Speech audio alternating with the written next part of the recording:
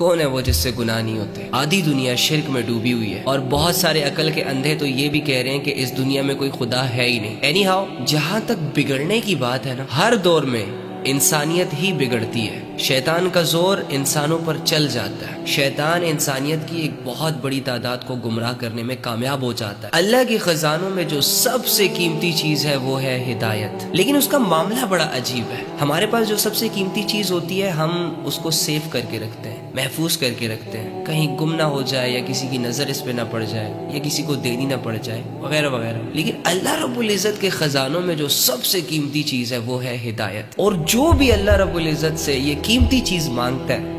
دل کی گہرائیوں سے، پھر چاہے وہ مشرک ہو، کافر ہو، شرابی ہو، زنا کرنے والا ہو یا ساری عمر اللہ کی نافرمانی کرنے والا ہو، اللہ رب العزت ہدایت کی دعا کو کبھی رد نہیں کرتا۔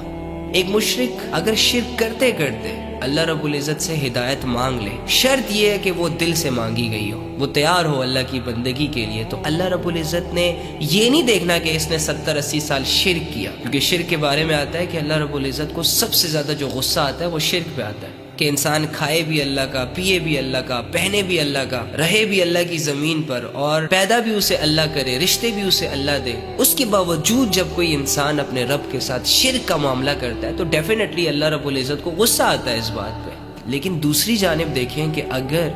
60 70 80 سال جس نے شرک کیا،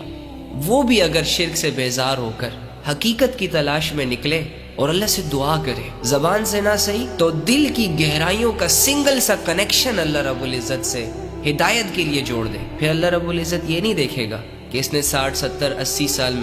مجھ سے شرک کیا، اللہ رب العزت اسے بھی ہدایت دیں گے۔ مرنے سے اگر کوئی 2 دن پہلے پکی سچی توبہ کر لے، اپنی زندگی پہ تھوڑا سا غور کر لے، تو اللہ رب العزت اس کی پچھلی زندگی کا بالکل اس سے نہیں پوچھیں گے، اسے بھی ہدایت عطا فرمائے گا۔ تو آپ لوگ تو مسلمان ہو اللہ کے بندو،